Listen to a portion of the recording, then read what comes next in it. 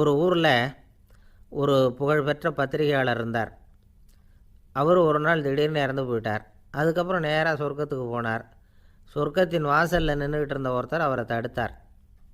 இதை பாரு, ஏற்கனவே இங்கே 12 பத்திரிகையாளர்கள் இருக்கிறாங்க, அவங்களுக்கே இங்கே வேலை இல்லை. அதுக்கு என்ன காரணம்னா, சொர்க்கத்தில் திடுக்கிடும் செய்திகள்லாம் ஒன்றும் கிடையாது. அப்படி என்ன இருக்க போகுது இங்கே எல்லாம் அது ஒழுங்காக நடந்துக்கிட்டு இருக்கோம். எல்லாம் ஒழுங்காக நடந்தால் பத்திரிகைகளுக்கு சுவாரஸ்யமான கொலை கொள்ளை தீ வைப்பு இது மாதிரி எதுவும் இங்கே இல்லை. ஏற்கனவே இங்கே இருக்கிறவங்க எல்லோரும் மரத்தடியில் உட்காந்துக்கிட்டு தியானம் பண்ணிகிட்டு இருக்கிறாங்க. அந்த ஒரே செய்தி தான் தினமும் இங்கே வந்துக்கிட்டு இருக்குது. அதை படிக்கிறதுக்கே இங்கே ஆள் கிடையாது. அதனால் நான் என்ன சொல்கிறேன்னா, நீ பேசாமல் நரகத்துக்கே போயிடு. அங்கே எவ்வளவோ நிகழ்ச்சிகள் நடந்துக்கிட்டு இருக்கு. அங்கே தான் அதிகமான பத்திரிகையாளர்கள் தேவைப்படுறாங்க. அங்கே உனக்கு நிறைய வேலை இருக்கும். அதை செய்கிறதில்ல நீயும் மகிழ்ச்சியாக இருக்கலாம் அப்படின்னு சொன்னாராம். அங்கே அந்த சொர்க்கத்தின் வாசலில் நின்றுக்கிட்டு இருந்தவர். இந்த பத்திரிகையாளர் அங்கேயே நின்று கொஞ்சம் யோசனை பண்ணார். இவருக்கு சொர்க்கத்திலே இருக்கணும்னு தான் ஆசை. அதனால் மெதுவாக அவர்கிட்ட பேசினாராம். ஐயா, என்னை ஒரு 24 மணி நேரம் இங்கே உள்ளே இருக்கிறதுக்கு அனுமதி கொடுங்க. இங்கே இருக்கிற பல பத்திரிகையாளர்களை எனக்கு தெரியும். அவங்களில் சில பேரை சமாதானப்படுத்தி மெதுவாக பேசி நரகத்துக்கு அனுப்பி வச்சுட்றேன். நான் இங்கே இருந்துக்கிறேன். உங்கள் கணக்குப்படி 12 பேருக்கு மேலே இங்கே தாண்டாது, அப்படி பார்த்துக்கிறேன் அப்படின்னாராம். அவரும் யோசனை பண்ணி பார்த்துட்டு, சரி அப்படியே உனக்கு அனுமதி கொடுக்குறேன், ஆனால் ஒரு விஷயம், 24 மணி நேரம் தான் அனுமதி, அதுக்குள்ளே எல்லாம் நடக்கணும் அப்படின்ட்டுருக்கார். சரின்னு சொல்லிவிட்டு இந்த பத்திரிகையாளர் உள்ளே போனார். யோசனை பண்ணார். திட்டம் போட்டு ஒரு பொருளையை கிளப்பி விட்டார். சக பத்திரிகையாளர்களெல்லாம் கூப்பிட்டு சொன்னாராம். இதை பாருங்கள், நரகத்தில் ஒரு பெரிய தினசரி பேப்பரை கொண்டுக்கிட்டு வர்றதுக்காக திட்டம் போட்டுக்கிட்டு இருக்காங்க. அதுக்கு பல அதிகாரிகள் தேவைப்படுறாங்க. நிறைய சம்பளம் கிடைக்கும். யார் யாரெல்லாம் நரகத்துக்கு போக ஆசைப்படுறாங்களோ அவங்கெல்லாம் போகலாம் அப்படின்னு ஒரு பொருளையை கிளப்பி விட்டார். 24 மணி நேரம் கழித்து வாசல் பக்கம் போனார்.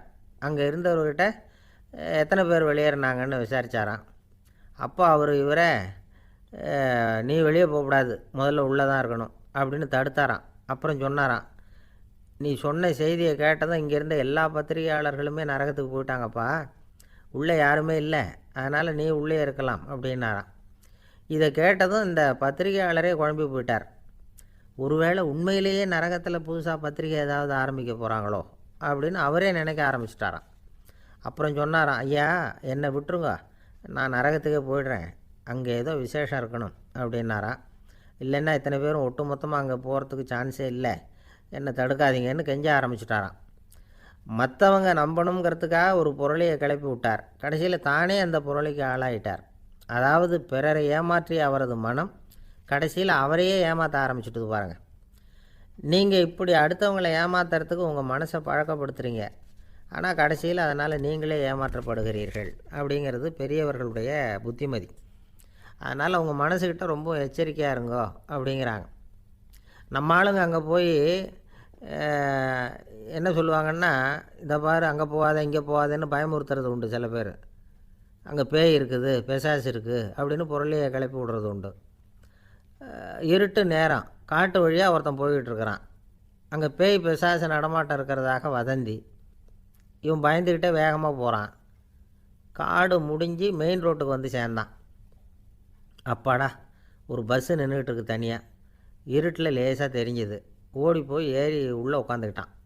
பயந்துக்கிட்டே போனவன் அப்புறம் தான் தெரியுது உள்ளே யாருமே இல்லை, டிரைவரும் இல்லை, கண்டக்டரும் இல்லை, வேறு யாரும் இல்லை. இவனுக்கு பேய் பயம் அதிகமாக போட்டுது.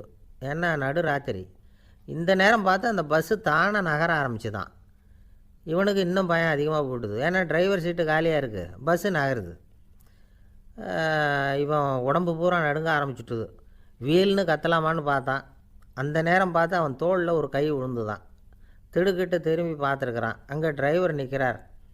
அவர் சொன்னாராம், ஏன்பா ஏற்கனவே பஸ்ஸு பிரேக் டவுன், நாங்கள்லாம் பின்னாடி இறங்கி நின்று தள்ளிகிட்டு இருக்கிறோம், நீ மட்டும் ஜாலியாக ஏறி உக்காந்துக்கிட்டியா, இறங்கி வந்து தள்ளுப்பா அப்படின்னாராம்.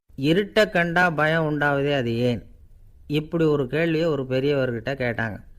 அதுக்கு அவர் பதில் சொல்கிறார், மனிதனுடைய ஆதிகால வாழ்க்கையில் தொற்றி கொண்ட பயம் இது வேரூன்றி இருக்குது, இன்னமும் போகலை. 50,000 வருஷங்களுக்கு முன்னாடி மனுஷன் குகைகளில் வாழ்ந்தான். பகலில் பயம் இருக்காது, ராத்திரியில் மிருகங்கள் தாக்கும் கொல்லும், நிம்மதியாக தூங்கக்கூட முடியாது. அதனால் இந்த மனுஷனுக்கு இரவுன்னா மரணம் பயம் அப்படின்னு பழகி போச்சு. மனிதர்களுடைய எல்லா மனசையும் சேர்த்து மொத்தமாக ஒரு மனசு உண்டு. மனிதர்களுடைய நினைவு இந்த மொத்த மனசில் பதிஞ்சிருக்கு, பரவுது. இந்த மொத்த மனசில் இருட்டு பற்றிய பயம் பதிந்து நீடிக்குது அப்படிங்கிறார் அவர். இந்த காலத்தில் இரவை பகலாக்கிறதுக்கு எவ்வளவோ விளக்குகள்லாம் வந்தாச்சு.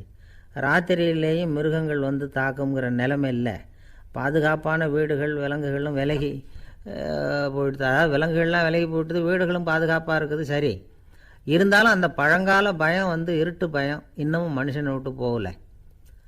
இன்னொரு விஷயம் என்னென்னா, இருட்டிலேருந்து வெளிச்சத்துக்கு வராத மனிதர்களும் இன்றைக்கி அதிகம். ஒரு ஆள் ஆற்றுக்கு மீன் பிடிக்கிறதுக்காக போனான், இன்னும் விடியலை. அதுக்குள்ளே வலையை எடுத்துகிட்டு கிளம்பி போயிட்டான். வெளிச்சம் வர்றதுக்கு முன்னாடியே போய் சேர்ந்துட்டான். விடிகிற வரைக்கும் என்ன பண்ணுறது, சும்மா கரையிலே உட்காந்து காலை ஆட்டிகிட்டு இருக்கிறான். காலில் ஏதோ ஒரு சின்ன மூட்டை தட்டுப்பட்டுது. இருட்டில் அது என்னன்னு சரியாக தெரியல. மூட்டைக்குள்ளே சின்ன சின்ன கல்லாக நிறைஞ்சி இருக்குது. சும்மா பொழுது போகணுமேங்கிறதுக்காக இவன் அந்த மூட்டைக்குள்ளே இருந்து ஒவ்வொரு கல்லாக எடுத்து ஆற்றுல வீசிக்கிட்டு இருக்கிறான். விடிகிற வரைக்கும் வேறு வேலை இல்லைங்கிறதுனால எப்படி செஞ்சுக்கிட்டே உட்காந்துருக்கிறான். கிழக்க மெதுவாக வெளிச்சம் தெரிய ஆரம்பிச்சிது. பொழுது விடியறதுக்கான அறிகுறி. இதுக்குள்ளே அந்த மூட்டையில் இருந்த எல்லா கல்லையும் எடுத்து வீசி எறிஞ்சுட்டான். கடைசியாக ஒரே ஒரு கல் மட்டும்தான் கையில் பாக்கி இருந்தது. வெளிச்சம் வந்ததும் அந்த கல்லை பார்த்தான், அப்படியே திகைச்சு போயிட்டான். அடடா, இது வரைக்கும் தெரியாமல் தப்பு பண்ணிட்டோமே அப்படின்னு நினச்சான். ஏன் தெரியுமா, அவன் கையில் இருந்தது வெறும் கல் இல்லை, விலை வசந்த ரத்தன கல். அது இருட்டில் என்னென்னு புரியாததுனால மூட்டையில் இருந்த எல்லா ரத்தன கல்லையும் ஆற்றுல வீசி எறிஞ்சிருக்கிறான். இப்போ அவனுக்கு அழுகையே வந்துடும் போல் இருந்தது. வாழ்க்கையை வசதி ஆக்கிக்கிறதுக்கான வாய்ப்பு அவனுக்கு இருந்தது. இருந்தாலும் இருட்டில் அதை இழந்துட்டான். அந்த வகையில் அவனுக்கு கொஞ்சம் அதிர்ஷ்டம் இருந்திருக்குது. அதாவது ஏதோ ஒரு வகையில் இருந்திருக்குது. அதனால தான் அந்த கடைசி கல்லை எரியறதுக்குள்ளே வெளிச்சம் வந்துட்டுது. பல பேருக்கு அந்த அளவு கூட அதிர்ஷ்டம் வர்றதில்லை. எல்லாத்தையும் வீசினதுக்கு அப்புறம் தான் வெளிச்சம் வரும். என்னென்னு விவரம் தெரியாமலே எழுந்திரிச்சு வந்துடுவாங்க. வாழ்க்கைங்கிறது ஒரு பெரிய புதையல். அதை புரிஞ்சிக்காமல் மனுஷன் அதை வீசி எரிஞ்சிக்கிட்டு இருக்கான் அப்படிங்கிறது தான் பெரியவங்க கருத்து. சில பேருக்கு புரிஞ்சுக்கிற நேரம் வரும், அதுக்குள்ளே வாழ்நாள்லாம் ஓடி போயிருக்கும். அதுக்கப்புறம் என்ன பண்ணுறது? நம்மால் ஒருத்தன் கையில் ஒரு சின்ன பையோடு வந்துக்கிட்டு இருந்தான். பைய உள்ள ஏகப்பட்ட நகைகள் ரத்தன கல் எல்லாம் இருக்குது. வந்துக்கிட்டு இருந்தவன் திடீர்னு அந்த பையை அப்படியே ஒரு குளத்தில் வீசி எறிஞ்சுட்டான். மகான்கள் தான் இப்படி பற்று இல்லாமல் இருப்பாங்க. என்னங்க இது, விலை மதிப்புள்ள அந்த பையை இப்படி குளத்தில் வீசி எறிஞ்சுட்டீங்களே, இதுக்கு என்ன அர்த்தம் அப்படின்னு கேட்டார் அவன் கூட வந்தவர். அவன் மெதுவாக இவர் காதோட காதாக சொல்கிறான். ஒரு போலீஸ்காரர் பின்னாடி வந்துக்கிட்டு இருக்கிறார், அவர் போனதுக்கப்புறம் இதை எடுத்துக்குவேன் அப்படிங்கிறான். நம்மக்கிட்ட ஒருத்தன் தப்பாக நடந்துக்கிட்டானா உடனே நாம் என்ன செய்வோம்? கையை ஓங்கிட்டு அவனை அடிக்க போவோம். நாம் அவங்ககிட்ட அவனை விட ஒருபடி மேலே தப்பாக நடந்துக்குவோம். ஆனால் பெரியவங்கள்லாம் அப்படி நடந்துக்கிறது இல்லை. இன்னா செய்தாரை ஒருத்தல் அவர் நாண நன்னயம் செய்து விடல் அப்படின்னு வள்ளுவர் சொல்லியிருக்கார் இல்லையா? அதுக்கு தகுந்த மாதிரி நடந்துக்குவாங்க. பாயசித் விஸ்தாமிங்கிறவர் ஒரு பெரிய ஞானி. அவர் ஒரு நாள் ராத்திரி ரொம்ப நேரம் மசூதியில் இருந்துட்டு வீட்டுக்கு திரும்பி வந்துக்கிட்டு இருக்கிறார். வழியில் ஒரு குடிகாரன், அவன் கையில் ஒரு இசைக்கருவி, அதை கண்ணா பின்னான்னு மீட்டிக்கிட்டு வாய்க்கு வந்தபடியே என்னத்தையோ பாட்டுன்னு நினச்சிக்கிட்டு பாடிக்கிட்டு அவன் பாட்டுக்கு கிடக்கிறான் வழியில். அதோடு இருந்தாலும் பரவாயில்ல, அந்த பக்கமாக வழியில் போகிறவங்க வர்றவங்களையெல்லாம் பார்த்து கண்ணா பின்னான்னு திட்டிக்கிட்டு இருக்கிறான், ரொம்ப வளர்க்குறான். பாயசீத் பிஸ்தாமிங்கிற அந்த பெரியவர் அந்த வழியாக போகிறார். அவனை பார்க்குறார். அவனுடைய நிலைமையை பார்த்துட்டு பரிதாபப்படுறார். ஏன்பா இது மாதிரியெல்லாம் நடந்துக்கிற, இப்படி நடக்கலாமா அப்படின்னு ஏதோ கொஞ்சம் புத்திமதி சொல்கிறதுக்கு ஆரம்பித்தார். அவனுக்கு கோபம் வந்துட்டுது. கையில் வச்சுருந்த வாத்திய கருவி அதால் ஓங்கி அந்த பெரியவர் தலையில் ஒரு அடி கொடுத்தான். இரத்த காயம் ஏற்பட்டு போச்சு. அவன் கையில் இருந்த இசைக்கருவியும் அடித்த வேகத்தில் ரெண்டாக உடஞ்சி போச்சு. அவ்வளோ வேகமாக அடிச்சிருக்கான். இவ்வளவு தூரத்துக்கு நடந்து போச்சுல்ல, அந்த மாபெரும் ஞானி வாயை திறந்து ஒரு வார்த்தை கூட பேசலை. பேசாமல் தலையை பிடிச்சிக்கிட்டு அவர் பாட்டுக்கு போயிட்டார். மறுநாள் அந்த பெரியவர் என்ன பண்ணார் தெரியுமா? கொஞ்சம் இனிப்பு பண்டங்கள், கொஞ்சம் பணம், இது ரெண்டையும் ஒரு ஆள் மூலமாக அனுப்பி வச்சார் அந்த குடிகாரனுக்கு. அவனுக்கு ஒன்றும் புரியல. என்ன விவரம்னு விசாரித்தான். வந்த ஆள் ஒரு கடுதாசியை நீட்டினான். அதில் விவரம் இருந்தது. ஞானி எழுதியிருக்கிறார், இதை பார்ப்பா, உங்களுடைய இசைக்கருவி உடையறதுக்கு என்னுடைய தலை காரணமாக ஆயிட்டுது. அதுக்காக நான் ரொம்ப வருத்தப்படுறேன். அதுக்காக தான் பணம் அனுப்பி வச்சுருக்கேன். வேறு புதுசாக ஒரு இசைக்கருவி வாங்கிக்கோ. அப்புறம் இன்னொரு விஷயம், நேற்றுக்கு ராத்திரி என்கிட்ட ஏகப்பட்ட கசப்பான வார்த்தைகளை வந்து பேசினேன். இதோடு அனுப்பியிருக்கிற இனிப்பு பண்டங்களை சாப்பிட்டு உன்னுடைய நாவில் உள்ள கசப்பை மாற்றிக்கும் அப்படின்னு அதில் எழுதப்பட்டிருந்தது. இந்த சமயத்தில் அவன் வந்து குடி மயக்கத்தில் இல்லை, தெளிஞ்சு போயிருந்த நேரம் இது. அதனால் அதை படித்த உடனே அவனுக்கு ரொம்ப வெக்கமாக போச்சு. தலை குனிஞ்சான், யோசனை பண்ணான். கொஞ்ச நேரத்தில் தன்னுடைய நண்பர்கள் சில பேரையும் கூப்பிட்டுக்கிட்டு நேராக அந்த ஞானி இருக்கிற இடத்துக்கு ஓடினான். அவர் காலில் விழுந்தான், அவர்கிட்ட மன்னிப்பு கேட்டுக்கிட்டான். பெரியவங்களே தெரியாமல் வந்து நான் இந்த பாவச் செயலை பண்ணிவிட்டேன், என்னை மன்னிச்சுங்க, உங்களுடைய பொறுமையும் போதனையும் என்னுடைய கண்ணை திறந்துட்டுது. இனிமேல் நானும் என்னுடைய நண்பர்களும் நல்ல வழியில் திருந்தி வாழ போகிறோம் அப்படின்னா. ஞானி செய்த நன்னயம் குடிகாரனை எப்படி திருத்திருக்கு பார்த்தீங்களா? இந்த கதையை கேட்டுவிட்டு ஒருத்தர் சொன்னார், என் வாழ்க்கையில் கூட அப்படி ஒரு சம்பவம் நடந்தது சார். நானும் ஒரு நாள் ராத்திரி ஓவராக குடிச்சிட்டு ஒரு கிட்டாரை வாசிச்சுக்கிட்டு கண்ணாபின்னான்னு உளறிக்கிட்டு திட்டிக்கிட்டு இருந்தேன். அந்த சமயம் அந்த வழியாக ஒருத்தர் வந்தார். ஓங்கி தலையில் ஒரே ஒரு அடி, ரத்தம் வந்துட்டுது. அதுக்கப்புறம் என் மனசு தெரிஞ்சுட்டுது சார் அப்படின்னார். அப்படியா என்ன ஆச்சரியமாக? ஆமாம் சார், அடி விழுந்தது அவர் தலையில் இல்லை, என் தலையில். வந்தவர் என்ன அப்படி அடிச்சுட்டார். மயக்கம் தெளிஞ்சதுக்கப்புறம்தான் எனக்கு விவரம் புரிஞ்சுது. அவர் ஒரு போலீஸ்காரர் அப்படின்னார் ரொம்ப சோகமாக. ஒரு ஊரில் ஒரு துறவி இருந்தார், புத்த சமய துறவி. அந்த ஊர் மன்னன் அவரை பற்றி கேள்விப்பட்டிருக்கான். ஒரு நாள் புறப்பட்டு போனான், துறவியின் பாதங்களை தொட்டு வணங்கினான். அதுக்கப்புறம் சொன்னான், ஐயா, நான் உங்களை அரண்மனைக்கு அழைச்சிட்டு போகிறதுக்காக வந்திருக்கிறேன். இனிமேல் நீங்கள் இங்கே எதுக்கு இருக்கணும் அப்படின்னானா. அவன் மனசுக்குள்ளே என்ன நினைப்புன்னா, இவர் எங்கே வரப்போகிறாரு, நான் ரொம்ப எளிமையானவன், எனக்கு எதுக்கு அரண்மனை வாசம்னு சொல்லிவிடுவார் அப்படின்னு நினச்சிருக்கான். ஆனால் அந்த துறவி என்ன பண்ணார் தெரியுமா? அப்படியா, சரி போகலாம், வா, போய் உன் ரதத்தை கொண்டுட்டு வா, அரண்மனைக்கு போகும்பொழுது அதுக்கு தகுந்த மாதிரி ஆடம்பரமாக போகணும் அப்படின்னு விட்டாரான். துறவி இப்படி சொன்னதும் அந்த மன்னனுக்கு மனசுக்குள்ளே சந்தேகம் வந்துட்டுது. இவர் உண்மையிலேயே துறவி தானா, ஏமாத்து பேர் வழி மாதிரி தெரியுதே அப்படின்னு நினச்சிருக்கான். இருந்தாலும் இனிமேல் என்ன பண்ணுறது, சொல்லியாச்சு. ரதத்தை கொண்டுகிட்டு வந்தான். துறவி ஏறி உக்காந்தார். பக்கத்தில் ராஜா. அவர் ரொம்ப உற்சாகமாக வரார். இவன் ரொம்ப சோர்ந்து போய் வரான். துறவி மரத்தடியிலேயே வாழ்ந்து பழக்கப்பட்டவர், அரண்மனையில் எளிமையாக ஒரு இடத்துல உக்காந்துக்குவார் அப்படின்னு நினச்சான். ஆனால் அப்படி இல்லை. அரண்மனைக்கு வந்த உடனே அந்த துறவி அதை கொண்டுட்டு வா, இதை கொண்டுட்டு வான்னு சொல்லி உத்தரவு போட ஆரம்பிச்சிட்டார். அரண்மனையில் இருந்தால் அரசனை மாதிரி இருக்கணும் அப்படிங்கிறார். ராத்திரி பூரா சௌகரியமாக தூங்கினார். பகலில் அரண்மனை தோட்டத்தில் உலாவ வேண்டியது, நீச்சல் குளத்தில் குளிக்க வேண்டியது, இப்படியே பொழுது போக்கிட்டு இருக்கிறார். அந்த அரண்மனையில் துறவி வந்து மகிழ்ச்சியாக இருக்கிறார். மன்னனால் அப்படி இருக்க முடியல. அவருக்கு எந்த கவலையும் இல்லை, இவனுக்கு அரசாங்க கவலைகள். துறவி அப்படி இருக்கிறத இவனால் தாங்கிக்க முடியல. ஒரு நாள் அவர்கிட்டயே போய், நான் உங்ககிட்ட கொஞ்சம் பேசணும் நானா. துறவி பார்த்தார். நான் இந்த அரண்மனைக்கு வரும்பொழுதே நீ என்னமோ என்கிட்ட கேட்கணும்னு நினச்ச, ஏன் காலதாமதம்? நீ அனாவசியமாக உன்னையே தொந்தரவு பண்ணிகிட்ருக்கிற, நீ கவலையாக இருக்கேங்கிறது எனக்கு புரியுது.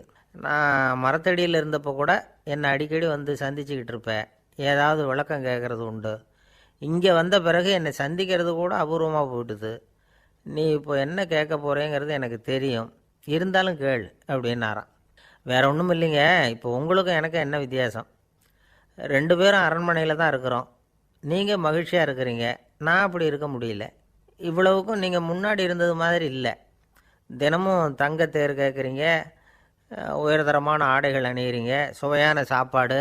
இப்படி இருக்கிறப்போ உங்களுக்கும் எனக்கு என்ன வித்தியாசம்? இதுதான் மன்னனுடைய கேள்வி. இதுக்கு பதில் சொல்கிறேன், என் கூட புறப்பட்டு வா, இந்த நகரத்துக்கு வெளியில் போவோம் அப்படின்னு சொல்லி அரசனை கூப்பிட்டுக்கிட்டு ஊர் எல்லைக்கு வந்து சேர்ந்தார் துறவி. அங்கே போய் சொன்னார், இதை பாருப்பா, இந்த இடத்த தான் தேடிக்கிட்டு இருந்தேன். இனிமேல் நான் வந்து திரும்பி வரப்போகிறதில்ல. நீ என்னோட வர்றியா, திரும்பி போறியா அப்படின்னார். நான் எப்படிங்க உங்கள் கூட வர முடியும்? என்னுடைய நாடு, என்னுடைய சொத்துக்கள், மனைவி, மக்கள் எல்லாத்தையும் விட்டுட்டு எப்படிங்க வர்றதுன்னா. இப்போ அந்த துறவி சொன்னார், இப்போ வித்தியாசத்தை தெரிஞ்சுக்கிட்டியா? நான் அரண்மனையில் இருந்தேன், எல்லா வித பொருள்களும் உடையவனாக இருந்தேன், ஆனால் எதையும் சொந்தம் கொண்டாடுறவனாக இருக்கல. ஆனால் நீ அப்படி இல்லை, எல்லாத்தையும் சொந்தம் கொண்டாடிக்கிட்டு இருக்கிற. இதுதான் நமக்குள்ள வித்தியாசம் அப்படின்னு சொன்னார். அரண்மனை ஆடைகளை அப்படியே களைஞ்சார், அரசங்கிட்ட கொடுத்தார். உன்னுடைய ஆடைகளை நீயே வச்சுக்கோன்னார். அவர் பாட்டுக்கு நடந்து போனார், திரும்பியே பார்க்கல. அரசனுக்கு அப்போ தான் தன்னுடைய அறியாமை விளங்குச்சான். இதிலேருந்து நாம் புரிஞ்சிக்க வேண்டியது என்னென்னா, இந்த உலகத்தில் எத்தனையோ பொருள்கள், அதையெல்லாம் முறையாக பயன்படுத்தினா மகிழ்ச்சி. அதை விட்டுட்டு அதுக்கெல்லாம் சொந்தம் கொண்டாட ஆரம்பித்தா கவலை. நம்ம ஆட்கள் சொந்தம் கொண்டாடுற விதமே தனி. ஒரு ஆள் இன்னொருத்தங்கிட்ட ஒரு கொடை கடன் வாங்கியிருந்தான், திருப்பி கொடுக்கல. கொடையை கொடுத்தவன் கேட்டான், என்கிட்ட கடன் வாங்கினிய கொடை, அதை கொஞ்சம் திருப்பி தர்றியான்னா. அது உனக்கு இப்போ அவசரமாக தேவைப்படுதா அப்படின்னு கேட்டான் இவன்.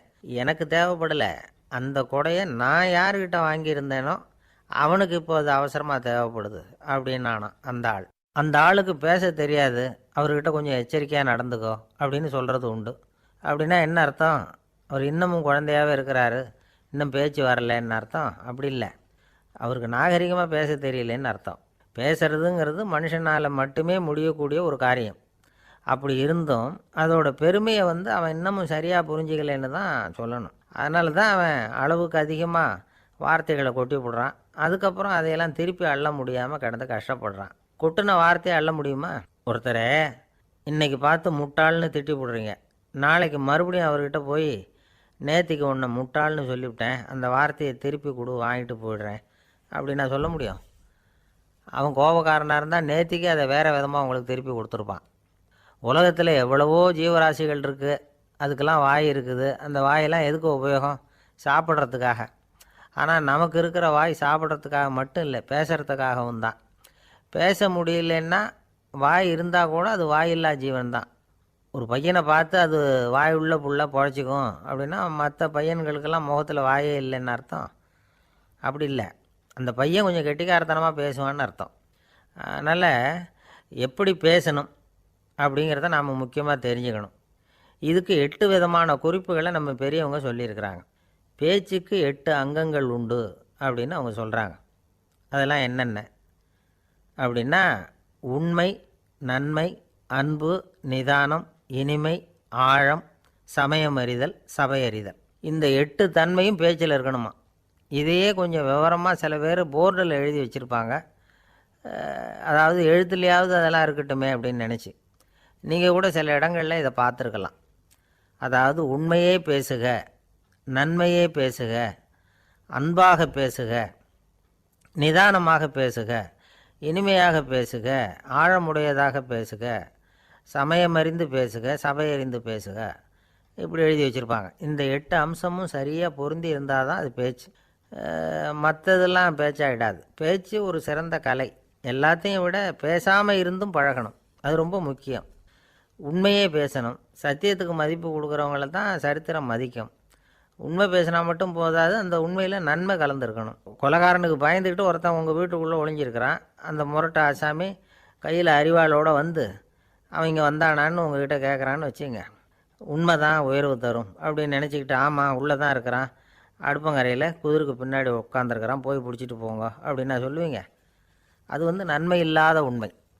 அதனால் பிரயோஜனம் கிடையாது. அதே மாதிரி உங்கள் பேச்சில் அன்பு இருக்கணும், நிதானம் இருக்கணும், இனிமை இருக்கணும், சிந்தித்து பேசணும், சமயம் அறிந்து பேசுகிறதும் முக்கியம். அதை பற்றி நமக்கு வேறு யாரும் சொல்லிக் கொடுக்க வேண்டியதில்லை. எந்த நேரத்தில் யாருக்கிட்ட எப்படி பேசினா காரியம் நடக்கும் அப்படிங்கிறது நமக்கு நல்லா தெரியும். அது கைவந்த கலை.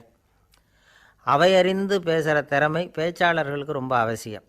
அது இல்லைன்னா நிலைமை பரிதாபமாகிடும். ஒரு பேச்சாளர் ரொம்ப மும்முரமாக பேசிக்கிட்டே இருந்தாராம். ரொம்ப நேரம் நிறுத்தவே இல்லை, பேசிக்கிட்டே இருக்கிறார். சபையில் இருந்தவங்கள்லாம் ஒவ்வொருத்தராக எழுந்திரிச்சு போய்கிட்டே இருக்கிறாங்க. கடைசியில் 2 பேர் தான் அக்கறையாக பேசுகிறவரை கவனிச்சிக்கிட்டு உட்காந்துருந்தாங்களாம். மேடையில் பேசிக்கிட்டு இருந்தவர் அவங்கள பார்த்து சொன்னாராம், எனக்கு கூட்டம் முக்கியம் இல்லை, எவ்வளவு பேர் என் பேச்சை கேட்குறாங்க அப்படிங்கிறது முக்கியம் இல்லை. நீங்கள் 2 பேராவது ஊக்கமாக என்னை கவனிச்சிக்கிட்டு உட்காந்துருக்குறீங்க, அது போதும். உங்களுக்காகவே நான் பேசிக்கிட்டு இருக்கிறேன் அப்படின்னார். இதை கேட்டதும் உட்காந்துருந்த 2 பேரில் ஒருத்தர் எழுந்திரிச்சு, அப்படி இல்லைங்க, நாங்கள் 2 பேரும் நீங்கள் பேசி முடித்த உடனே தொடர்ந்து பேச வேண்டிய ஆளுங்க, அதுக்காக தான் காத்துக்கிட்டு இருக்கிறோம், சீக்கிரம் முடிங்க அப்படின்னாங்களாம். இன்பம் துன்பம் இது 2ம் சேர்ந்தது தான் வாழ்க்கை. இது எல்லோரும் சொல்லிகிட்டு இருக்கிற ஒரு உண்மை. அது சரி, இது 2ம் வர்றதுக்கு என்ன காரணம்? துறவி ஒருத்தர் யோசித்து பார்த்துருக்கார். இன்ப துன்பம் தோன்றுவதற்கு முக்கியமாக 6 காரணங்கள் உண்டு அப்படிங்கிறார் அவர். அது என்னங்கிறத நாமளும் தெரிஞ்சு வச்சுக்குவோமே. இப்போ முதல் காரணம் சுயநலம். ஒரு தாயார் தன்னுடைய சுயநலம் கருதி தன்னுடைய மகன் இன்பமாக இருக்கணும்னு ஆசைப்படுறாங்க. மகனும் அப்படியே ஆசைப்படுறான். அதனால் தாயாரின் இன்ப துன்பங்களை பார்த்துட்டு மகனும் இன்ப துன்பம் அடையிறான். அந்த அம்மாவுக்கும் அதே நிலைமை தான். ரெண்டாவது காரணம் உறவு. நான் துறவியான பிறகு கூட உறவுங்கிற காரணத்தினால தான் தாயாருடைய சுக துக்கங்களை கண்டு நானும் சுக துக்கம் அடைகிறேன். என் தாயாருடைய நிலைமையும் இதுதான் அப்படிங்கிறார் ஒரு துறவி. மூணாவது காரணம் என்னென்னா அறிமுகம். எனக்கு அறிமுகமான ஒருத்தரை ரயில் நிலையத்தில் சந்திக்கிறேன். அவர் தன்னுடைய பணப்பையை எங்கேயோ தொலைச்சி விட்டு வருத்தப்பட்டுக்கிட்டு இருக்கிறார். நானும் வருத்தப்படுறேன். அந்த சமயத்தில் யாரோ ஒருத்தர் இதுதானே அவங்க பணப்பை அப்படின்னு சொல்லி கொண்டாந்து நீட்டுறார். பணப்பையை தொலைச்சவர் சந்தோஷப்படுறார், நானும் சந்தோஷப்படுறேன். இது அந்த துறவி சொல்கிற அனுபவம். நாலாவது காரணம் என்னென்னா கருணை. எனக்கு முன்னே பின்னே தெரியாத ஒருத்தனை யாரோ ஒருத்தன் அடித்து காயப்படுத்தி போடுறான். கருணை காரணமாக நான் அதுக்காக துக்கப்படுறேன்.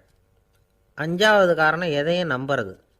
ஒரு பசுமாட்டை ஒரு முரணை அடிச்சிக்கிட்டு இருக்கிறான் அப்படின்னு ஒருத்தர் வந்து நம்மகிட்ட சொல்கிறாருன்னு வைங்க, உடனே நான் துக்கப்படுறேன்.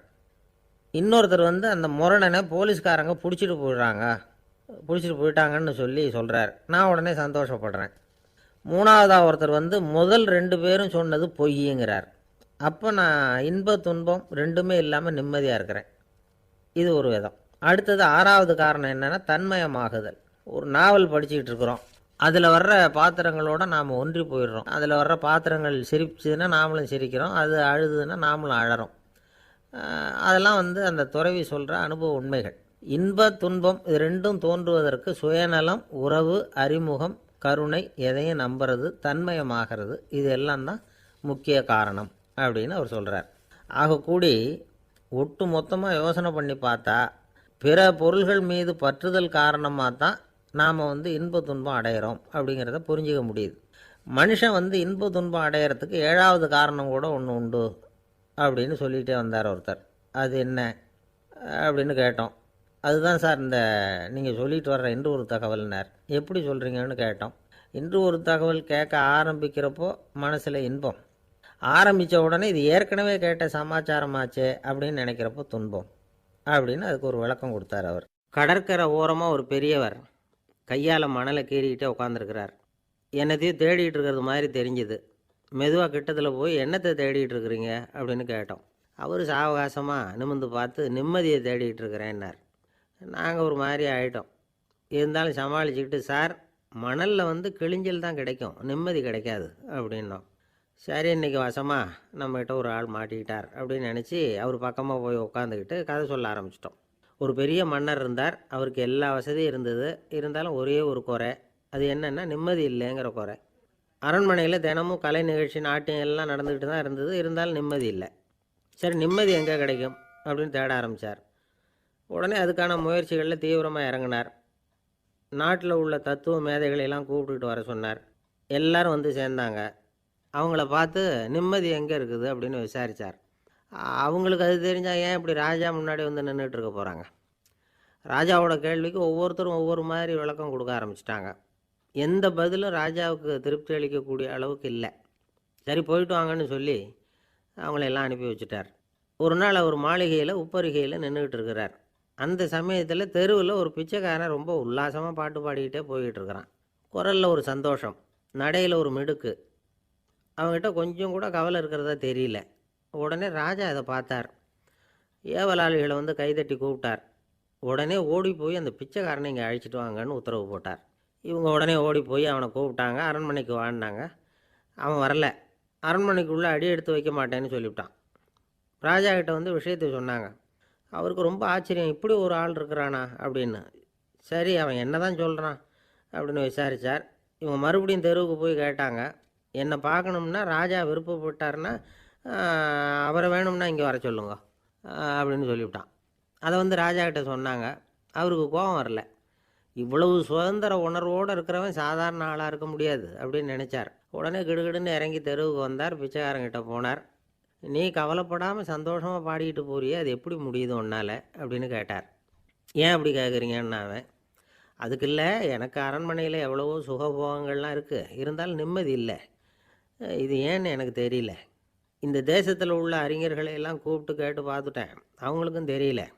உன்னை கேட்டால் தெரியும்னு நினச்சேன், அதனால தான் சந்திக்கிறதுக்கு ஆசைப்பட்டேன். ஆனால் நீ வரமாட்டேன்னு விட்டியே அப்படின்னார். பிச்சைக்காரன் கடகடன்னு சிரிக்க ஆரம்பிச்சிட்டான். மகிழ்ச்சிக்கும் உங்களுக்கும் தடையாக இருக்கிறது இந்த மாளிகை தான். இதை விட்டுட்டு வெளியில் வந்துட்டா நிம்மதி தேடிட்டு வந்துடும்னா. நான் அரசன், எனக்குன்னு கடமைகள் இருக்குது, அதையெல்லாம் விட்டுட்டு எப்படி வர முடியும்னார் ராஜா. ரெண்டும் ஒரே நேரத்தில் கிடைக்கணுங்கிறது முடியாத காரியம். உங்கள் சுகபோகத்துக்கு விலையாக தான் உங்கள் நிம்மதியை கொடுத்துக்கிட்டு இருக்கிறீங்க. என்ன பாருங்க, என்கிட்ட எதுவும் இல்லை, அதனால் எதுவும் போயிடுமோங்கிற பயமும் இல்லை, நிம்மதியாக இருக்கிறேன் அப்படின்னா அவன். ராஜா உடனே சந்தோஷப்பட்டு தன்னுடைய மேலங்கியை எடுத்து அவனுக்கு பரிசாக கொடுத்தாரான். அவன் சிரிச்சுக்கிட்டே அதை வாங்க மாட்டேன்னு விட்டானான். இதை நீங்கள் எனக்கு கொடுக்கறதுனால எந்த பயனும் இல்லை, அதே நேரத்தில் அதை வாங்கிக்கிட்டேன்னா அடுத்த வினாடியிலேருந்து அதை எப்படி காப்பாற்றுறதுங்கிற கவலை எனக்கு வந்து சேர்ந்துடும், அப்புறம் தூக்கம் வராது, நிம்மதி போயிடும் அப்படின்னானா. சொல்லிவிட்டு அவன் பாட்டுக்கு சந்தோஷமாக பாடிக்கிட்டே போயிட்டான். நிம்மதி எங்கே இருக்குங்கிறதையும் ராஜா தெரிஞ்சுக்கிட்டார். அந்த இடத்துக்கு தன்னால் போக முடியாதுங்கிறதையும் அவர் புரிஞ்சுக்கிட்டார். இப்படி இந்த கதையை அந்த கடற்கரையில் மணலை கீறிக்கிட்டே உட்காந்துருந்தார அந்த பெரியவர்கிட்ட சொல்லி முடித்தோம். அவர் முகத்தில் ஒரு தெளிவு தெரிஞ்சுது. எங்களை நிமிர்ந்து பார்த்தார். ரொம்ப நன்றிங்க, இப்போ எனக்கு தெரிஞ்சு போச்சு, நிம்மதி வேணும்னா அதுக்கு என்ன பண்ணணும்னு இப்போ நல்லா புரிஞ்சுக்கிட்டேன் அப்படின்னார். என்ன புரிஞ்சுக்கிட்டீங்கன்னு கேட்டோம். இனிமேல் இந்த பக்கம் வந்தால் உங்கள் கண்ணில் படாத இடமா பார்த்து உட்காரணும்னு புரிஞ்சுக்கிட்டேன் அப்படின்னார். இன்றைக்கு பல பேர் உயில் எழுதி வைக்கிறாங்கல்ல. இந்த உயில்னா என்ன? அதாவது ஒரு நபர் தனக்கு பின்னாடி தன்னுடைய சொத்துக்கள் யாருக்கு போய் சேரணும்னு நினைக்கிறாரோ அந்த நினைப்பை சட்டப்படி உறுதிப்படுத்துறது தான் உயில். சரி, உயிலை யார் எழுதலாம்? 18 வயசு பூர்த்தியான யாரும் உயில் மூலமாக சொத்துக்களை விநியோகிக்கலாம். கண் பார்வை இல்லாதவங்க, காது கேளாதவங்க, வாய் பேச முடியாதவங்க, இவங்கெல்லாம் கூட உயில் எழுதி வைக்கலாம். புத்தி சுவாதீனம் இல்லாதவங்க கூட சில சமயம் புத்தி தெளிவாக இருந்தால் உயில் எழுதலாமா. குடிபோதையில் இருக்கிறவங்க, தாங்கள் என்ன செய்கிறோங்கிறது தெளிவாக அறிய முடியாதவங்க, நோய் நொடியில் இருக்கிறவங்க, இவங்கெல்லாம் உயில் எழுத முடியாது. ஒருத்தரை நிர்பந்தப்படுத்தி ஏமாற்றி அல்லது சுய நினைவில்லாத ஒருத்தர்கிட்ட எழுதி வாங்கி வைக்கிற உயில் செல்லாது. உயிலை இந்த முறையில் தான், இந்த படிவத்தில் தான் எழுதணும்னு சட்டத்தில் விதி எதுவும் கிடையாது. இதுக்கு முத்திரை கட்டணமும் கிடையாது. உயிலை வெற்று காகிதத்தில் எழுதலாம். அச்சடிக்கணும், டைப் அடிக்கணுங்கிற அவசியம் கூட இல்லை. கையாலேயே கூட எழுதலாம். எழுதி இருக்கிறது புரியணும், அவ்வளவுதான். குறைந்தபட்சம் 2 சாட்சிகளை வச்சுக்கிட்டு உயில் எழுதுகிறவர் அதில் கையெழுத்து போடணும். கையெழுத்து போட தெரியாதுன்னா இடது கை பெருவிரல் ரேகை வைக்கலாம். உயில் சாசனத்துக்கு சாட்சிகள் கையெழுத்து இல்லைன்னாலும் அது செல்லாது. அப்புறம் ப்ரிவிலேஜ்டு வில் அப்படின்னு இருக்கு, அதுக்கு மட்டும் சாட்சிகள் தேவையில்லை. அது என்னென்னா, இந்த விமானப்படை, கப்பல் படை அல்லது யுத்தத்தில் பணிபுரியும் நபர்கள் அவங்கெல்லாம் இருக்கிறாங்க இல்லையா, அப்படிப்பட்டவங்க எழுதுகிற உயில் அது. அதுக்கு சில விசேஷ சலுகைகள் உண்டு. ஒருத்தர் முதல்ல ஒரு உயில் எழுதி வைக்கிறார், அதுக்கப்புறம் மனசு மாறி போகுது, அது வேணாம்னு நினைக்கிறார், ரத்து செஞ்சுடலாம். அதுக்கப்புறம் வேறு உயிலும் எழுதலாம். உயிரோடு இருக்கிற வரைக்கும் எத்தனை தடவை வேணும்னாலும் உயில் எழுதலாம். கடைசியாக எழுதப்பட்ட உயில் சட்டப்படி சரியாக இருந்தால் அதுதான் அமலுக்கு வரும். சரி, எழுதுகிற உயிலை ரகசியமாக வச்சுருக்கிறது எப்படி? இது ஒரு கேள்வி. இதுக்கு என்ன செய்யணும்னா, ஒருத்தர் உயிலை எழுதினதுக்கு அப்புறம் அவர் தானாவோ அல்லது அங்கீகரிக்கப்பட்ட முகவர் மூலமாகவோ, அதாவது ஒரு ஏஜெண்ட் மூலமாகவோ, ஒரு கவரில் போட்டு சீல் வச்சு கவர் மேலே தன்னுடைய பெயரை எழுதி அல்லது அந்த ஏஜெண்ட் பெயரை எழுதி கவர் மேலே என்ன அடக்கம் செய்யப்பட்டிருக்கு, உள்ளே என்ன இருக்குது அப்படிங்கிற விவரம்லாம் எழுதி சார் பதிவாளர்கிட்ட ஒப்படைக்கலாம். இதுக்கு கட்டணம் உண்டு. அதுக்கப்புறம் எப்போ தேவைப்படுதோ அப்போ ஒரு மனு கொடுத்து அந்த கவரை திரும்ப வாங்கிக்கலாம். இப்போ எழுதுகிற உயிலை இவ்வளவு நாளுக்குள்ளே பதிவு செய்யணுங்கிற கால வரையறை உண்டா அப்படின்னு ஒரு கேள்வி வரலாம் இல்லையா? எப்போ வேணும்னாலும் பதிவு செய்யலாம். நம்மால் ஒருத்தர் ஒரு நாள் ரொம்ப அவசரமாக வந்தார். இந்த உயில் எழுதுறது சம்பந்தமாக பூரா விவரமும் எனக்கு உடனே தெரியணும்னார். நான் உடனே அவரை வக்கீல் ஒருத்தர்கிட்ட அழைச்சிட்டு போனேன். இவர் அவர்கிட்ட எல்லா விவரமும் கேட்டு தெரிஞ்சுக்கிட்டார். ரொம்ப தேங்க்ஸ்ன்னு சொல்லிவிட்டு 2 பேரும் வெளியில் வந்தோம். அதுக்கப்புறம் இவர்கிட்ட கேட்டேன், ஆமாம் இவ்வளவு விவரமாக கேட்குறீங்களே, உங்களுக்கு எத்தனை பிள்ளைங்க சார் அப்படின்னு கேட்டேன். 6 பேர் சார் அப்படின்னார். சரி, இருக்கிற சொத்து எவ்வளவுன்னு கேட்டேன். அதை இனிமே தான் சம்பாதிக்க போகிறேன் அப்படின்னார். வயிறு பசிக்குதேங்கிறது சிலரோட கவலை, வயிறு பசிக்க மாட்டேங்குதே அப்படிங்கிறது சில பேரோட கவலை. 2 விதமான கவலைக்கும் வயிறு தான் காரணமாக இருக்குது. வயிறு பசிச்சதுன்னா அது இயற்கை, வயிறு பசிக்கலைன்னா அது வியாதி. ஆனால் பசியையும் நாம் பசிப்பிணி அப்படின்னு தான் சொல்லுவோம். என்ன காரணம்? வியாதியை போக்க வேண்டியது எவ்வளவு முக்கியமோ அதை விட முக்கியம் பசியை போக்க வேண்டியது. ஒரு சமுதாயத்தில் பசிப்பிணியே இருக்கக்கூடாது. அதுதான் நல்ல சமுதாயம். பசியை போக்கணும்னா சாப்பாடு போடணும், பசியின்மையை போக்கணும்னா வைத்தியம்தான் பண்ணணும். இது சம்பந்தமாக எவ்வளவோ ஆராய்ச்சிகள் நடக்குது, நிறைய மருந்து கண்டுபிடிச்சிருக்கிறாங்க. நம்ம உடம்பில் பசியை தூண்டக்கூடிய பகுதி எது, இதை முதல்ல தெரிஞ்சுக்கணும் இல்லையா? நாம் சாப்பிட்ற ஆகாரம் செரிக்கிறதுக்கு எது காரணம் தெரியுமா? நம்ம மூளையோட பின்பகுதி தான் அதுக்கு காரணமாக இருக்குதாம். மூளையின் பின்பகுதியில் நரம்பு செல்களால் ஆன 2 வகையான ஆரக்சின்கள் தான் பசியை உண்டாக்குது அப்படின்னு கண்டுபிடிச்சிருக்கிறாங்க. 2 ஆய்வாளர்கள் இதை கண்டுபிடிச்சிருக்காங்க. அவங்க 2 பேரும் டெக்சாஸ் பல்கலைக்கழகத்தில் ஹார்வர்டு ஹக்ஸ் மருத்துவ கல்வி நிலையத்தில் பணிபுரிகிறவங்களாம். உண்பது தேவைங்கிறது உணரப்படும் போது மூளையின் அந்த குறிப்பிட்ட பகுதி ஆரக்சின் அப்படிங்கிற ஹார்மோன்களை சுரக்கும். அது பசி உணர்வை தூண்டும் அப்படிங்கிறது தான் அந்த ஆய்வாளர்களின் கண்டுபிடிப்பு. இந்த ஆரக்சின் வேறு சில உயிரினங்கள்லேயும் உண்டு. இப்போ எலிகளில் கூட இது இருக்குது. அதனால் எலிகளை வச்சு இது சம்மந்தமாக ஆராய்ச்சி பண்ணாங்க. எலிகள் உடம்பில் ஆரக்சினை செலுத்தி பார்த்தாங்க. உடனே என்னாச்சு தெரியுமா? அந்த எலியெல்லாம் பசியால் துடிக்க ஆரம்பிச்சுட்டுது. எதையாவது தின்னு பசியை தீர்த்தா போதுங்கிற அளவுக்கு அந்த எலிகள்லாம் அல்லாட ஆரம்பிச்சுட்டுது. இயல்பாக சாதாரணமாக அந்த எலிகள் எவ்வளவு சாப்பிடுமோ அது மாதிரி 8 முதல் 10 மடங்கு அதிகமான ஆகாரத்தை 1 மணி நேரத்துக்குள்ளே சாப்பிட்டு தீர்த்துட்டு தான். சில எலிகளின் மூளையில் இந்த ஆரக்சின் அளவை கட்டுப்படுத்தி பார்த்துருக்குறாங்க. உடனே என்னாச்சு தெரியுமா? அதெல்லாம் சாப்பாட்டை கண்டா முகத்தை திருப்பிட்டு போக ஆரம்பிச்சுட்டு தான். அந்த எலிகளுக்கு பசி எடுக்கலையா. இந்த ஆராய்ச்சியின் அடிப்படையில் பசியை எடுக்காமல் இருக்கிற மனிதர்களுக்கும் பசியை தூண்ட முடியும் அப்படின்னு சொல்லி ஆராய்ச்சியாளர்கள் தெரிவிச்சிருக்கிறாங்க. ஆக ஆரக்சின் தான் பசிக்கு காரணம்ங்கிறது தெரிஞ்சு போச்சு. சரி, இந்த ஆரக்சின் அப்படின்னா என்ன? அது ஒரு கிரேக்க சொல். அதுக்கு பசின்னு அர்த்தம். நம்ம ஆளுங்களுக்கெல்லாம் பசியை தூண்டுறதுக்கு மருந்து தேவையில்லை, பசியை குறைக்கிறதுக்கு தான் மருந்து தேவை. ஒரு அம்மா டாக்டரை தேடி வந்தாங்களாம். டாக்டர், எங்கள் வீட்டுக்காரருக்கு திடீர்னு அகோர பசி, நிறைய சமைச்சு போடுறேன், அவ்வளவையும் சாப்பிட்டுட்டு கீழே கிடக்கிற குப்பை கூலங்களையும் எடுத்து சாப்பிட ஆரம்பிச்சுட்றார், என்னன்னு கவனித்து பாருங்கள் அப்படின்னாங்களாம். எவ்வளோ நாளாக அப்படி இருக்குதுன்னு கேட்டிருக்காரு டாக்டர். 1 வாரமாக அப்படி இருக்குதுன்னாங்களாம். இவ்வளவு நாளாக ஏன் சும்மா இருந்தீங்க? ஆரம்பத்திலே இங்கே அழைச்சிட்டு வர வேண்டியது தானே அப்படின்னாரான் டாக்டர். அது ஒன்றும் இல்லை டாக்டர், வீடு பூரா சுத்தமாகட்டுமேன்னு பார்த்துக்கிட்டு இருந்தேன் அப்படின்னாங்களாம் அந்த அம்மா. உங்கள் மேலே எனக்கு அளவு கடந்த அன்பு அப்படின்னு யாராவது சொன்னால் அதை அலட்சியமாக நினச்சிடக்கூடாது. அது கொஞ்சம் சீரியஸான விஷயம். அளவுக்கு மிஞ்சினா எதுவுமே இடைஞ்சல் தானே. அன்பும் அப்படி தான். அன்பு அதிகமாக இருந்தால் அது எப்படி கெடுதல் பண்ணும் அப்படிங்கிற சந்தேகம் உங்களுக்கு வரலாம். தசரதன் கதை என்னாச்சு? கைகை மேலே வச்சு அளவு கடந்த அன்பு. ராமன் காட்டுக்கு போகிறாப்புல ஆகிட்டுதில்ல. தசரதன் எப்பேற்பட்ட அரசன். விஸ்வாமித்திரர் சொல்கிறார், என்ன மாதிரி முனிவர்களுக்கும் தேவர்களுக்கும் ஏதாவது கஷ்டம் வந்தால் முதல்ல முருகன்கிட்ட போவோம், அப்புறம் பரமசிவனை போய் பார்ப்போம், அதுக்கப்புறம் திருமால்கிட்ட போவோம், அப்புறம் பிரம்மன் இந்திரன் இவங்களெல்லாம் போய் பார்ப்போம், இவங்களாலையெல்லாம் முடியலன்னா கடைசியில் அயோத்திக்கு வருவோங்கிறார். உன்னை விட்டால் வேறு கதி உண்டோ அப்படின்னு தசரதனை பார்த்து விஸ்வாமித்திரரே சொல்கிறார். அப்பேற்பட்ட அரசன் தசரதன் கைகேயி காலில் விழறான். உன் பாதங்களை தொட்டு கெஞ்சி கேட்டுக்கிறேன், ராமனை காட்டுக்கு அனுப்பாதேங்கிறான். தசரதனுடைய இந்த நிலைமைக்கு என்ன காரணம்? அவன் கைகேயி மேலே வச்ச அளவு கடந்த அன்பு தான் காரணம். இப்போ சொல்லுங்கள், அன்பாக இருந்தாலும் அது அளவுக்கு மீறி போனால் கெடுதல் பண்ணுமா பண்ணாதா? அது மட்டும் இல்லை, அளவு கடந்த அன்பு நீதிக்கும் நியாயத்துக்கும் புறம்பான காரியங்களையும் செய்ய வச்சிரும்.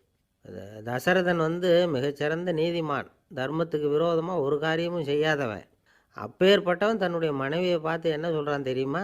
உனக்காக நான் என்ன செய்யணும்னு சொல்லி செய்கிறேன், ஒரு குற்றமும் செய்யாத ஒருத்தனை கொல்லணுமா கொல்கிறேன், மரண தண்டனை விதிக்கப்பட்ட ஒருத்தனை விடுதலை செய்ய சொல்கிறியா செய்கிறேன், எந்த பிச்சைக்காரனையாவது கோடீஸ்வரனாக சொல்கிறியா ஆக்கிறேன், அல்லது கோடீஸ்வரனை பிச்சைக்காரன் ஆக்கணுமா ஆக்கிறேன் அப்படிங்கிறான். நீதிக்கு விரோதமான இந்த பாவங்களை செய்கிறதுக்கு அப்பேற்பட்ட அரசன் எப்படி துணிஞ்சான்? மனைவி பேரில் வச்ச அளவு கடந்த அன்பு தான் காரணம்.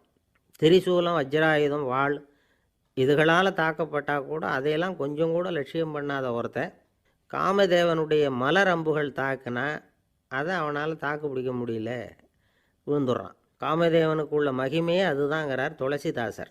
அதனால தான் பெரியவங்கள்லாம் என்ன சொல்கிறாங்கன்னா, எதையும் அளவுக்கு மீறி செய்யாதேங்கிறாங்க. அப்பா, அம்மா, மனைவி, மக்கள் எல்லார் பேர்லேயும் அன்பு அவசியம்தான். ஆனால் அந்த அன்பு அறிவுக்கு புறம்பாக இருக்கக்கூடாது, அளவுக்கு மீறி இருக்கக்கூடாது. அப்போ தான் வாழ்க்கை சுகமாக இருக்கும். இல்லைன்னா அவஸ்தை தான். அளவுக்கு மீறின அன்புங்கிறது புரியுது, அது சரி. அறிவுக்கு புறம்பான அன்புங்கிறது எப்படி? ஒரு தாய்க்கு ஜலதோஷம் அல்லது ஏதோ ஒரு தொற்று நோயின்னு வச்சுங்களேன். அந்த அம்மாவுக்கு தன்னுடைய குழந்தை பேரில் அளவு கடந்த அன்பு. தனக்கு நோய் இருக்குது, அது அடுத்தவங்களுக்கு தொற்றக்கூடியது அப்படின்னு தெரிஞ்சிருந்தோம் அன்பை காட்டுறதுக்காக அந்த குழந்தைக்கு முத்தம் கொடுக்குறேன்னு தூக்கி வச்சுக்கிட்டு கொஞ்சம் ஆரம்பிச்சதுன்னு வச்சுக்கோங்க, அது நல்லா இருக்குமா? இதுதான் அறிவுக்கு புறம்பான அன்புங்கிறது. அது மாதிரி விலங்குகள்கிட்ட அன்பாக இருன்னு சொல்கிறோம். அதுக்காக புலிக்கு முத்தம் கொடுக்க முடியுமா? அப்படி கொடுத்தா அது அறிவுக்கு புறம்பான அன்பு. அதனால் அன்பு கூட அறிவுபூர்வமாக இருக்கணும் அப்படிங்கிறத இன்றைக்கி தகவல் மூலமாக நாம் புரிஞ்சுக்கணும். இந்த காலத்து காதலன் தன்னுடைய காதலிகிட்ட சொன்னானாம், இதை பாரு, உன் பேரில் எனக்கு அளவு கடந்த அன்பு, உனக்காக என்ன செய்யணும் சொல்லு, செய்கிறேன். நெருப்பில் நடக்கணுமா நடக்கிறேன், நீரில் குதிக்கணுமா குதிக்கிறேன், உயிரையே கொடுக்கணுமா கொடுக்குறேன் அப்படின்னா. சரி, வர்ற ஞாயிற்றுக்கிழமை சாயந்தரம் 6 மணிக்கு இதே இடத்துக்கு வாங்க அப்படின்னுது அந்த பொண்ணு. இவன் கொஞ்சம் யோசனை பண்ணி பார்த்துட்டு, அன்றைக்கி மழை பெய்யாமல் இருந்தால் வந்துடுறேன் அப்படின்னானான். இந்த உலகத்தில் மனுஷன் எவ்வளவோ தவறுகள் செய்கிறான். அதுக்கெல்லாம் என்ன காரணம்? அதை பற்றின ஆராய்ச்சி தான் இன்றைக்கி. இதுக்கு ஆராய்ச்சி என்னத்துக்கு? அது தெரிஞ்ச விஷயந்தானே அப்படின்னு நீங்கள் நினைக்கலாம். ஆனால் அப்படி அலட்சியமாக இந்த விஷயத்தை விட்டுறக்கூடாது. பொதுவாக எல்லோரும் நினைக்கலாம், எது சரி எது தவறு அப்படின்னு தெரியாததுனால தான் மனுஷன் தப்பு பண்ணுறான் அப்படின்னு. ஆனால் அப்படி சொல்லிட முடியாது. மனுஷன் தெரிஞ்சே தான் தவறுகள் பண்ணுறான். இப்போ உதாரணத்துக்கு, ஒரு சாலையில் இடது பக்கம் போக வேண்டிய ஒருத்தர் நடுக்கோட்டை தாண்டி வலது பக்கமாக வண்டியை ஓட்டிகிட்டு போகிறாருன்னு வச்சுக்கோங்க. என்னப்பா இது தப்பு இல்லையா அப்படின்னு அவர்கிட்ட கேட்டால், அதெல்லாம் எனக்கு தெரியும், நீ உன் வேலையை பார்த்துட்டு போ அப்படிம்பார். வலது பக்கமாக போகிறது தப்புன்னு தெரிஞ்சே தான் அவர் அப்படி செய்கிறார், அப்படி போகிறார். பெரிய உத்தியோகத்தில் இருக்கிறவங்க கூட லஞ்சம் வாங்குகிறாங்க. அவங்களுக்கெல்லாம் லஞ்சம் வாங்குறது தப்புன்னு தெரியலன்னு அர்த்தம்? திருடுறது தப்புன்னு தெரியாமலாம் மனுஷன் திருடுறான்? நல்லாவே தெரியும். நீங்கள் வேணும்னா கேட்டு பாருங்கள், வேறு வழி இல்லை அதனால தான் திருடுறேன்பா. திருடுறது ஒரு புண்ணியமான காரியம்னு திருடனே கூட சொல்ல மாட்டான். திருடுறது தவறுங்கிறது திருடனுக்கு தெரியும் அப்படிங்கிறத விளக்கிறதுக்காக ஒரு பெரியவர் ஒரு கதை சொன்னார். அதாவது 2 திருடர்கள் 2 பேரும் சேர்ந்து ஒரு வீட்டுக்கு போய் ஒரு 10,000 ரூபாயை திருடிட்டு வந்துடுறாங்க. ஒரு காட்டு வழியாக வந்துக்கிட்டு இருக்கிறாங்க. இன்னும் விடியல. 2 பேருக்கும் தூக்கம் கண்ணை சுற்றுது. சரி, இப்படியே ஒரு மரத்தடியில் படுத்து தூங்குவோம், காலையில் விடிஞ்சதும் இந்த பணத்தை 2 பேரும் பங்கு போட்டுக்குவோம் அப்படின்னு முடிவு பண்ணுறாங்க. அதே மாதிரி படுத்து தூங்குறாங்க. நடு ராத்திரியில் ஒரு திருடன் முழிச்சிக்கிறான். விடிகிற வரைக்கும் காத்துக்கிட்டு இருந்தால் 5,000 ரூபா தான் கிடைக்கும், இப்போவே கம்பி நீட்டினா 10,000 ரூபா கிடைக்கும் அப்படின்னு யோசித்து பார்த்துட்டு ஒரு முடிவுக்கு வந்தான். மெதுவாக அந்த 10,000த்தையும் சுருட்டிக்கிட்டு அடுத்தவனுக்கு தெரியாமல் ஓடி போயிட்டான். விடியுது. அடுத்தவன் எழுந்திரிச்சு பார்க்குறான். பணத்தையும் காணலை, பாகஸ்தனையும் காணலை. இந்த திருடன் அந்த திருடனை திட்டுறான், திருட்டு பய, அயோக்கிய பய, இப்படி அநியாயமாக கிளப்பிட்டு போட்டானே அப்படிங்கிறான். இதிலேருந்து என்ன தெரியுது? தெரியாமல் எடுத்துக்கிட்டு போகிறது திருட்டு, அயோக்கியத்தனம், அநியாயம் அப்படிங்கிறது இவனுக்கு தெரிஞ்சிருக்குது. அதனால தான் அடுத்தவனை பார்த்து இப்படி திட்டுறான். அதனால் தெரியாததுனால மனுஷன் தவறு பண்ணுறான்னு சொல்கிறது சரியில்லை. அப்படின்னா மனுஷன் பண்ணுற தவறுகளுக்கு உண்மையான காரணம் தான் என்ன? இதே சந்தேகம் அர்ஜுனனுக்கும் வந்துதான். அதனால தான் அவன் பகவானை பார்த்து கேட்குறான், மனுஷன் தன் விருப்பத்துக்கு விரோதமாக ஏதோ ஒரு சக்தியினால் பலாத்காரமாக இழுக்கப்பட்டது மாதிரி பாவம் பண்ணுறானே, அந்த சக்தி என்ன அப்படின்னு கேட்குறான். இதுக்கு பகவான் பதில் சொல்கிறார், காமமும் குரோதமும் தான் அந்த சக்திகள், அதாவது ஆசையும் சினமும். இது 2ம் உன்னுடைய எதிரிகள் அப்படிங்கிறத புரிஞ்சுக்கோ அப்படிங்கிறார். இன்னமும் நுணுக்கமாக பார்த்தா காமத்தினுடைய மறு உருவங்கள் தான் குரோதமும் லோபமும். ஆசை நிறைவேறலைன்னா குரோதம், அதாவது கோபம். ஆசை நிறைவேறிட்டதுன்னா லோபம், அதாவது பேராசை. பாவத்தை கண்ட்ரோல் பண்ணணும்னா அதுக்கு மெயின் சுவிட்சு எது அப்படிங்கிறது இப்போ தான் தெரியுது. அதுக்கு மனுஷன் தெரிஞ்சே தான் தவறு பண்ணுறான் அப்படின்னு பேசிக்கிட்டோமே. அதுக்கு ஒரு உதாரணம். ஒரு ஆள் ஹோட்டலில் சாப்பிட போனான். சாப்பிட்டு முடித்தான்.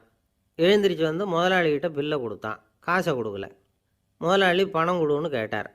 இவன் என்கிட்ட பணம் இல்லைன்னா. முதலாளி கொஞ்சம் கூட அலட்டிக்கல.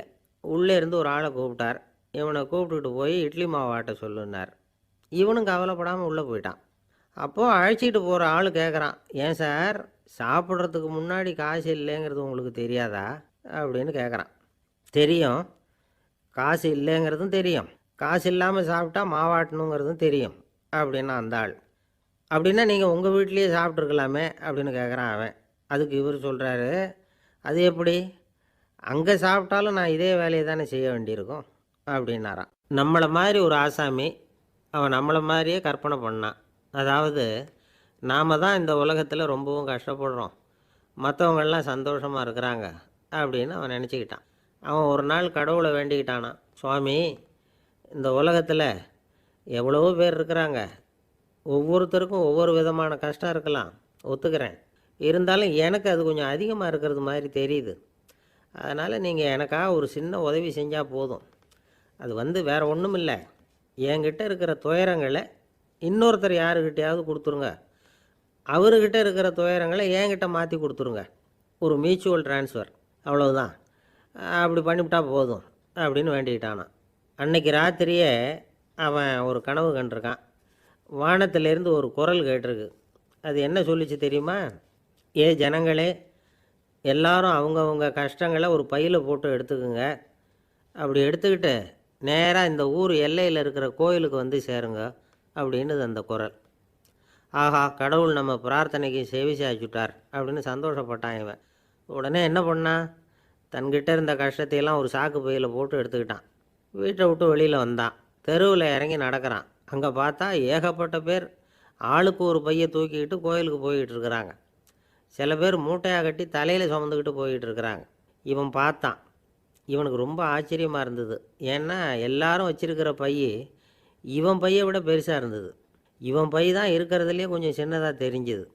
இப்போ அவன் மறுபடியும் சாமியை வேண்டிக்கிட்டான், கடவுளே இப்போ உள்ள சூழ்நிலையை கவனித்தா என்கிட்ட இருக்கிற பையே பரவாயில்லன்னு தோணுது, அதனால் வேறு பை எதையும் மாற்ற வேணாம், இதுவே பரவாயில்ல, இந்த பையோடு திரும்பி வீட்டுக்கு போனால் போதும்னு நினைக்கிறேன் அப்படின்னு எதோ நினைக்க ஆரம்பிச்சுட்டான் அவன். எல்லோரும் கோயிலுக்கு போய் சேர்ந்தாங்க. கோயிலில் அந்த குரல் மறுபடியும் கேட்டுது, எல்லாரும் அவங்கவுங்க பைகளை சுகத்தில் தொங்க விடுங்க, திடீர்னு விளக்குகள் அணையும், மணி அடிக்கப்படும், அதுதான் அடையாளம், அந்த சமயத்தில் இருட்டில் உங்களுக்கு வேண்டிய பையை நீங்கள் மாற்றி எடுத்துக்கலாம், தேர்ந்தெடுத்துக்கலாம், வெளிச்சம் இருக்கிறப்பவே உங்களுக்கு பிடிச்ச பைக்கு பக்கமாக பார்த்து நீங்கள் நின்றுக்கலாம் அப்படின்னு சொல்லி விவரம் சொல்லிச்சான் அந்த குரல். அப்படி சொன்னதுக்கப்புறம் திடீர்னு விளக்கு அணைஞ்சிது, மணி அடிச்சுது. கொஞ்ச நேரம் கழித்து மறுபடியும் விளக்குகள்லாம் எரிஞ்சுது. இப்போ பார்த்தா எல்லாரும் அவங்கவுங்க பையையே கெட்டியாக பிடிச்சிக்கிட்டு நிற்கிறாங்க. இவனும் அப்படியே நிற்கிறான். இவன் மெதுவாக பக்கத்தில் நிற்கிறவங்ககிட்ட கேட்டானா, ஏன் நீங்கள் பையை கையிலேயே வச்சுருக்கிறீங்க, செவுத்தில் மாட்டலையா அப்படின்னு கேட்டிருக்கான். இல்லைப்பா, நீ ஏன் கையிலேயே வச்சுருக்கிறியோ அதே காரணத்துக்காக தான் நாங்களும் வச்சுருக்குறோம். நம்ம கவலைகளை பற்றி நமக்கு ஓரளவுக்காவது தெரியும், ஆனால் மற்றவங்க கவலைகள் நமக்கு பரிச்சயம் இல்லாதவை, பழக்கம் இல்லாதது. அதனால் நமக்கு தெரிஞ்ச கவலைகளை சமாளிக்கிறது சுலபம், தெரியாததை சமாளிக்கணும்னா மறுபடியும் ஆரம்பத்திலேருந்து ஆரம்பிக்கணும். அதனால் பழைய நண்பர்களோடு வாழறது தான் மேல் அப்படின்னு நானான். அதுக்கப்புறம் அவன் தன்னோட பையே போதும்னு வீட்டுக்கு திரும்பி வந்துட்டானான். இது ஒரு பெரியவர் சொல்லியிருக்கிற கதை. அதனால் நம்மக்கிட்ட இருக்கிற கஷ்டங்கள் தான் பெருசு, அதை இன்னொருத்தங்கிட்ட கொடுத்துட்டு மாற்றிக்கலாம் அப்படின்னு நினைக்கிறது தப்பு. இதே மாதிரி இன்னொரு சம்பவம். ஒரு ஊரில் ஒரு நாள் ராத்திரி ஆகாயத்திலேருந்து கடவுள் குரல் கேட்குது. இந்த ஊரில் இருக்கிற ஜனங்கள்லாம் கொஞ்சம் கவனிங்க, உங்களுக்கு ஒரு செய்தி. அதாவது இங்கே இருக்கிற ஜனங்கள்லேயே கொஞ்சம் கூட கவலையே இல்லாத ஆள் யாருன்னு எனக்கு தெரியணும். அதனால் எல்லாரும் அவங்கவுங்க கவலைகளை ஒரு பையில் போட்டு எடுத்துக்கிட்டு கோயிலுக்கு வாங்க அப்படின்னார் கடவுள். உடனே வரிசையாக எல்லோரும் வர ஆரம்பித்தாங்க. எல்லார் கையிலையும் பை இருந்தது, சின்னதும் பெருசுமா. கவலையே இல்லாத ஆள் யாருன்னு தேடினார் கடவுள். ஒரே ஒரு ஆள் மட்டும் கையில் எதுவும் இல்லாமல் வெறும் கையை வீசிக்கிட்டு ரொம்ப ஜாலியாக நடந்து வந்துக்கிட்டு இருந்தான். கடவுள் அவங்ககிட்ட போனார். ஏன்ப்பா உனக்கு கவலையே இல்லையா அப்படின்னு கேட்டார். எனக்கும் சில கவலைகள்லாம் உண்டு அப்படின்னானா அவன். எங்கே அதெல்லாம்னு கேட்டிருக்கார் கடவுள். பின்னாடி லாரியில் வந்துக்கிட்டு இருக்கு அப்படின்னானா அவன். சங்கீத வித்வான்களில் பல வகை உண்டு. சில குறிப்பிட்ட ராகங்களை பாடுறதில் அவங்களுக்கு பெருமை வர்றது உண்டு. ஆனால் ஒருத்தர் இருந்தார், அவரால் ஒரு ராகத்துக்கே பெருமை வந்தது. அந்த ராகத்தை அவர் வாசித்து கேட்கணும் அப்படின்னு சொல்லுவாங்க. அது என்ன ராகம்னா தோடி ராகம். சரி, அந்த வித்வான் யாருன்னா அவர் தான் திருவாவடுதுறை ராஜரத்னம் பிள்ளை. பேராசிரியர் கல்கி ஒரு சமயம் தம்முடைய பத்திரிகையில் எழுதினாராம். அதை அப்படியே படிக்கிறேன் கேளுங்களேன். ஆகா, ஸ்ரீ ராஜரத்னம் பிள்ளையின் தோடி ஆலாபனையை முதலில் கேட்டபோது அவருடைய கற்பனையை விட்டு தள்ளுங்கள். நம்முடைய மனதில் என்னென்ன இன்பமயமான கற்பனைகள் எல்லாம் உதித்தன. குழந்தை தாயிடம் கொஞ்சம் குரலை கேட்டோம், அன்னை குழந்தையிடம் கொஞ்சம் குரலை கேட்டோம், ரதியும் மன்மதனும் பேசிக்கொண்ட காதல் மொழிகளை கேட்டோம், முருகன் சிவபெருமான் செவிகுளிர மொழிந்த உபதேசத்தை கேட்டோம், கலைமகள் கவிஞனுக்கு அருளிய ஆசி மொழிகளை கேட்டோம், நாரத முனிவருடைய தம்பூரா சுருதியை கேட்டோம், ராவணன் தன் எலும்பை ஒடித்து வீணையாகச் செய்து வாசித்த கானத்தை கேட்டோம், கானப்பறவைகளின் கலகல ஒலியை கேட்டோம், கோலக் குயில்களின் குரல் இனிமையை கேட்டோம். இப்படிலாம் பேராசிரியர் கல்கி விமர்சனம் எழுதியிருக்கிறார் திருவாவடுதுறை ராஜரத்னம் பிள்ளை அவர்களுடைய வாசிப்பை கேட்டுட்டு. டிஎன் ராஜரத்னம் பிள்ளை இறந்து போனார். அப்போது கவிஞர் கண்ணதாசன் எழுதினார், செவியனில் ஓடி எங்கள் சிந்தையில் ஓடி இந்த புவியெல்லாம் ஓடி நின்பார் பொங்கிய தோடி வேறெங்கு எவரிடம் போகும் ஐய இனி அதை காப்பார் யாவர் அவிந்தனின் சடலத்தோடே அவிந்தது தோடிதானும் அப்படின்னு எழுதினாராம். அந்த அளவுக்கு அவருடைய தோடியை ரசித்தவர்கள் உண்டு. அதே மாதிரி தோடின்னா என்னன்னு தெரியாமலே அவரை ரசித்தவங்களும் அந்த காலத்தில் உண்டு. அதாவது ஒரு பெரிய சபையில் இவர் வாசிச்சுக்கிட்டு இருக்கிறார். பாதியில் ஒரு பெரிய மனுஷன் உள்ளே வந்தார். அவர் உடம்புல பட்டு வேஷ்டி, ஜருகை, அங்கவஸ்திரம், வாயில் வெத்தலை, வாசனை புகையில, காதில் வைரக்கடுக்கன், கழுத்தில் தங்க சங்கிலி, கை விரல் பூரா மோதிரம், கையில் ஒரு வெள்ளி வெத்தலை புட்டி, உதவிக்கு 2 பேர் பக்கத்தில். இவ்வளவு பந்தாவோடு வரார் கச்சேரி கேட்குறதுக்கு. இப்படி வந்தவர் முதல் வரிசையில் உட்காந்தார். வித்வான் வாசித்து முடித்ததும் இவர் அவரை பார்த்து, ஐயா, நீங்கள் தோடி வாசிக்கிறதுல ரொம்ப கெட்டிக்காரர்னு கேள்விப்பட்டிருக்கேன், அதை கேட்குறதுக்காக தான் மெனக்கிட்டு வந்திருக்கிறேன், அதை வாசிங்களேன் அப்படின்னாராம் இந்த பெரியவர். ராஜரத்னம் பிள்ளைக்கு ஒன்றும் புரியல. ஏன்னா இது வரைக்கும் அவர் வாசிச்சுக்கிட்டு இருந்ததே அந்த தோடி ராகத்தை தான். அதை வாசித்து முடித்ததும் அதை வாசிங்களேன்னு இவர் கேட்குறார். அப்படின்னா இவரோட ஞானம் எப்படிப்பட்டது? இவ்வளவும் கேட்டுவிட்டு இப்படி கேட்குறாரே அப்படின்னு அவர் யோசிச்சிருக்கிறார் ராஜரத்னம் பிள்ளை. உடனே என்ன பண்ணார் தெரியுமா? பக்கத்தில் ரொம்ப சாதுவாக சுருதி போட்டுக்கிட்டு இருந்த ஒரு முதுகில் ஓங்கி ஒரு குத்து விட்டாராம். அவருக்கு ஒன்றும் புரியல, எதுக்கு நம்மளை அடிக்கிறார் இவர், நம்மளை குத்துறாரு வித்வான்னு. அவர் அதிர்ச்சியால் இவர் நிமிர்ந்து பார்த்துருக்கார். அப்போ ராஜரத்னம் பிள்ளை சொன்னாராம், ஏய்யா ஐயா பெரிய மனுஷன், என்னுடைய பரம ரசிகர், தோடி ராகம் கேட்கணுங்கிறதுக்காக இவ்வளோ தூரம் வந்திருக்கிறார், வரிசையில் உட்காந்துருக்கார். நீ இந்த சமயம் பார்த்து தோடி ராகம் வாசிக்கிற நாதஸ்வரத்தை வீட்டில் வச்சுட்டு வந்துட்டியே, இப்போ ஐயாவுக்காக அந்த ராகத்தை நான் எப்படி வாசிக்கிறது அப்படின்னு சொல்லிவிட்டு மறுபடியும் முதுகில் ஒரு அடி கொடுத்தாராம். அடி வாங்கினவருக்கே சிரிப்பு அடக்க முடியலையா. ஒரு மனுஷனை பார்த்து என்கிட்ட வாலாட்டாதே அப்படின்னு சொன்னால் அவன் நம்மக்கிட்ட ஏதோ வம்புக்கு வர்றான்னு அர்த்தம். ஒரு நாயை பார்த்து யாரும் என்கிட்ட வாலாட்டாதே அப்படின்னு சொல்கிறது இல்லை. ஏன்னா நாய் வாலாட்டுனா அது நம்மக்கிட்ட தன்னுடைய நன்றியை தெரிவிக்கிறதாக நினச்சிக்கிட்டு இருக்கிறோம். ஆனால் அது அப்படி இல்லை அப்படின்னு சொல்கிறாங்க அது சம்பந்தமான நிபுணர்கள். ஒரு நாய் தன்னுடைய வாலை இந்த பக்கமும் அந்த பக்கமுமா இப்படியும் அப்படியும் ஆட்டிக்கிட்டு இருந்தா அது பதட்டத்தில் கூட இருக்கலாம். நாய் நட்பாக இருந்தாலும் வாலாட்டும், ஆத்திரத்தில் இருந்தாலும் வாலாட்டும், கோபத்தில் இருந்தாலும் வாலாட்டும், குழப்பத்தில் இருந்தாலும் வாலாட்டும், மகிழ்ச்சியாக இருந்தால் கூட அது வாலாட்டும். அதை நாம் தப்பாக புரிஞ்சுக்கிட்டு அதுக்கிட்ட போய் மாட்டிக்கக்கூடாது. நாயை பற்றி எனக்கு நல்லா தெரியும் அப்படின்னு சொல்கிறவங்க கூட அதுக்கிட்ட கடி வாங்கிட்டு நிற்கிறது உண்டு. நிபுணர்கள் என்ன சொல்கிறாங்க தெரியுமா? எப்போவுமே நாய்கள் திடீர்னு கடிச்சு விடுறதில்ல, கடிக்கிறதுக்கு முன்னாடி சில அறிகுறிகளை காட்டும். அதை சரியாக புரிஞ்சுக்கிட்டோம்னா தப்பிச்சுக்கலாம்.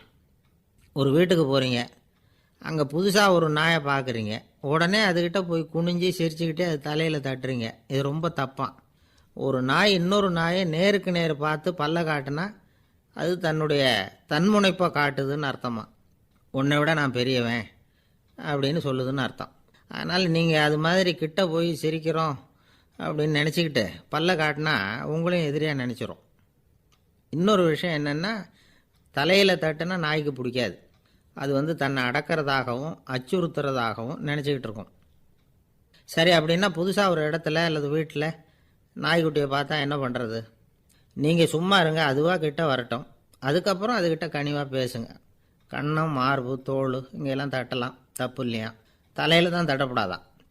ஒரு நாய் வந்து உங்களை நோக்கி ஓடி வருது, நீங்களும் ஓடுனா அது துரத்த ஆரம்பிச்சிடும். அசையாமல் சில மாதிரி நின்றுடுங்க, அது கிட்ட வராது. அதுக்கு ஆர்வம் இல்லாமல் போயிடும். ஒரு தெருவில் சின்ன பிள்ளைங்க நிறைய பேர் விளையாடிக்கிட்டு இருக்கிறாங்க. அப்போ சில நாய்கள் அங்கே ஓடி வருது. எல்லாரும் ஓடினாங்க. அப்படி ஓடுறப்போ ஒரு பையன் கால் தடிக்க கீழே விழுந்துட்டான். என்னாச்சு தெரியுமா? துரத்திட்டு வந்த நாய்கள்லாம் கீழே விழுந்தவன ஒன்றும் செய்யலை, அவன்கிட்டே போகல. ஓடிக்கிட்டு இருந்தாங்கல்ல பசங்க, அவங்கள துரத்திக்கிட்டு அவங்க பின்னாடி ஓடிச்சான். அதுதான் நாய்களுடைய சுபாவம். ஒரு நாய் நம்மளை நேருக்கு நேர் முறைச்சி பார்க்குதுன்னு வச்சுங்க, நாமளும் அதை முறைச்சி பார்க்கக்கூடாது. நாம் வேறு பக்கம் எங்கேயாவது பார்க்க ஆரம்பிச்சிடணும். ஒரு நாய் வந்து கோபமாக இருந்ததுன்னா அதோட வால் வந்து உறுதியாக நேராக நிற்கும். ஒரு நாய் பணிந்து போனால் அல்லது பயந்து போனால் அது தன்னோட வாலை காலுக்கு நடுவில் வச்சுக்கும். ஒரு நாய் நம்மளை பார்த்து பயந்து நிற்கிதுன்னு வச்சுங்க, அதனால் நமக்கு ஆபத்து இல்லைன்னு நினச்சிடக்கூடாது. உங்களை பார்த்துட்டு ஒரு நாய் ஒடுங்குச்சுன்னா நீங்கள் விலகி போயிடணும் அப்படின்னு அது நினைக்கிது. நிறைய பேர் பயந்து போன நாயால் கடிபடுறாங்க. இவன் நம்மளை விட பெரிய ஆள், மாட்டிக்கிட்டோம், வேறு வழி இல்லை அப்படிங்கிற நினப்பில் தான் நாய் வந்து கடிக்க ஆரம்பிக்குதான். இதே மாதிரி சங்கிலியால் கட்டி போடப்பட்டிருக்கிற நாயும் ஆபத்தானது தான். தொடர்ந்து கட்டி போட்டிருந்தா காலப்போக்கில் அது ஒரு மாதிரி ஆகிடும். நாய் வந்து குழந்தைகளை கடிக்காது அப்படின்னு சில பேர் சொல்லுவாங்க. அதுவும் ஒரு தவறான நம்பிக்கை. அதனால் சின்ன குழந்தைகளை தனியாக நாயோட விளையாட விடக்கூடாது. ஆகக்கூடி நாயை பற்றி நிறைய விஷயம் புரிஞ்சிக்க வேண்டியிருக்குது. ஒருத்தர் தன்னுடைய நண்பர் வீட்டுக்கு போயிருந்தார். அவசியம் எங்கள் வீட்டில் சாப்பிட்டுட்டு தான் போகணும் அப்படின்னு ரொம்ப அன்பாக சொல்லிவிட்டார். அதை மீற முடியல இவரால். சரின்னு உட்காந்துட்டார். சாப்பாடு போட்டாங்க, சாப்பிட ஆரம்பித்தார். அவங்க வீட்டில் கட்டி போட்டிருந்த நாய்க்குட்டி இவர் சாப்பிட்றத முறைச்சி பார்த்துது. ஏன் இப்படி என்ன அது முறைச்சி பார்க்குது உங்கள் வீட்டு நாய்க்குட்டி அப்படின்னு இவர் கேட்டார். அப்போ அவங்க சொன்னாங்களாம், அதுக்கிட்ட ஒரு கெட்ட பழக்கங்க, தன்னோட தட்டில் யார் சாப்பிட்டாலும் அது அப்படி தான் முறைச்சி பார்க்கும் அப்படின்னாரா அவர். அசோக மன்னர் வந்துக்கிட்டு இருக்கார். அவருடைய ஆலோசகர்கள் எல்லாம் பக்கத்தில் வந்துக்கிட்டு இருக்கிறாங்க. அந்த சமயத்தில் எதிரில் ஒரு புத்த பிக்ஷு வர்றார். அசோகர் பார்க்குறார். ஓடி போய் அவர் காலில் விழுந்து வணங்குறார். அசோக மன்னரின் தலை அந்த புத்த துறவியின் பாதத்தில் பட்டுக்கிட்டு இருக்கு. பக்கத்தில் நின்றுக்கிட்டு இருந்த அமைச்சருக்கு இது ரொம்ப சங்கடமாக போச்சு. ரொம்ப வருத்தப்பட்டார். நம்ம அசோக சக்கரவர்த்தி எப்பேற்பட்டவர், அவரோட தலை ஒரு சன்னியாசியின் பாதத்தில் படுறதா அப்படின்னு நினச்சி ரொம்ப கவலைப்பட்டார். அரண்மனைக்கு திரும்பினதும் அமைச்சர் மெதுவாக ஆரம்பித்தார். அரசே, எனக்கு ரொம்ப வருத்தமாக இருக்குது அப்படின்னார். எதுக்குன்னார் மன்னர். அசோக சக்கரவர்த்தியின் தலை, அதாவது அந்த சிரம், ரொம்ப மதிப்புமிக்க ஒன்று. அது வந்து ஒரு சன்னியாசியின் காலில் படலாமா அப்படின்னார். அசோகர் பதில் சொல்லலை, சிரித்தார், போயிட்டார். அதுக்கப்புறம் ஒரு சரியான சந்தர்ப்பத்துக்காக காத்துக்கிட்டு இருந்தார். ஒரு நாள் அமைச்சரை கூப்பிட்டார். எனக்கு 3 தலைகள் வேணும் அப்படின்னார். சொல்லுங்கள், கொண்டுக்கிட்டு வரேன் அப்படின்னார் அமைச்சர். அசோகர் சொன்னார், முதல்ல எனக்கு தேவையானது ஒரு ஆட்டின் தலை, 2வது ஒரு புலியின் தலை, 3வது ஒரு மனிதனின் தலை. இதுதான் அசோகர் கேட்டது. எங்கே இருந்தாலும் கொண்டு வாங்கன்னார். அமைச்சர் புறப்பட்டார். ஆட்டுத்தலை, புலித்தலை கிடச்சிட்டுது. அப்புறமா ஒரு சுடுகாட்டுக்கு போய் ஒரு மனித தலையும் சேகரம் பண்ணிட்டு ராஜாக்கிட்ட வந்துட்டார். அரசே, உங்கள் ஆணைப்படி 3 தலைகளையும் கொண்டு வந்திருக்கிறேன்னார். அசோகர் பார்த்தார். ரொம்ப நல்லது, இப்போ இது 3ஐயும் எடுத்துக்கிட்டு போய் சந்தையில் விற்றுட்டு வாங்க அப்படின்னார். அமைச்சர் அதுகளை எடுத்துக்கிட்டு சந்தைக்கு போனார். முதல்ல ஆட்டுத்தலை நல்ல விலைக்கு விற்று போச்சு. நல்ல விலை கொடுத்து வாங்கிட்டு போட்டாங்க. அடுத்தபடியாக புலி தலையை ஒருத்தர் வாங்கிட்டார். அதை பாடம் பண்ணி வீட்டில் மாட்டி வைக்கலாமே அப்படின்னு நினச்சி அதையும் வாங்கிட்டு போட்டார். மனித தலையை மட்டும் வாங்கிறதுக்கு யாரும் முன் வரலை. எல்லாரும் அதை பார்த்துட்டு விலகி போக ஆரம்பித்தாங்க. அமைச்சர் திரும்பி வந்தார். அரசே, இந்த தலையை மட்டும் யாரும் வாங்க மாட்டேங்கிறாங்க அப்படின்னார். சரி, பரவாயில்ல, இதை வந்து இலவசமாகவே இனாமாவே யாருக்கிட்டையாவது கொடுத்துட்டு வந்துடுங்க அப்படின்னார். அமைச்சர் மறுபடியும் சந்தைக்கு போனார். இதை இலவசமாக தரேன், இதை வாங்கிக்கோங்க அப்படின்னார். அப்பவும் அதை யாரும் வாங்கிக்கிறதுக்கு தயாராக இல்லை. மறுபடியும் திரும்பி வந்து மன்னர்கிட்ட விவரத்தை சொன்னார். இப்போ மன்னர் சொல்கிறார், அமைச்சரே, உயிர் இருக்கிற வரைக்கும் தான் இந்த தலைக்கு மதிப்பு. ஜீவன் போனதுக்கப்புறம் அதோட மதிப்பும் போயிடுது. அதனால் மதிப்பு இருக்கும் பொழுதே பெரியவர்கள் பாதம் பணிந்து அந்த புனிதத்தை பெற்றுக்கொள்ளணும் அப்படின்னார். பணிவுங்கிறது வேறு, அடிமைத்தனம்ங்கிறது வேறு. பெரியவர்களை பணிவது நமக்கு பெருமை தரக்கூடிய விஷயம். இதை மனசில் வச்சுக்கிட்டு எப்போ காலில் விழணும், எப்போ காலில் விழக்கூடாது அப்படிங்கிறத முடிவு பண்ணிக்கணும். ஒரு சாதாரண ஆள் நடந்து வந்துக்கிட்டு இருந்தார்.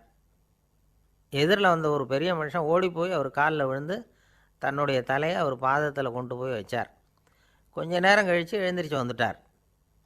வந்த பிறகு இவரை கேட்டேன், ஏன் திடீர்னு ஓடி போய் அந்த ஆள் காலில் விழுந்தீங்க அப்படின்னு. அவர் போட்டிருக்கிறது என்னோட காணாமல் போன செருப்பான்னு கண்டுபிடிக்கிறதுக்காக அப்படி விழுந்தேன் அப்படின்னு.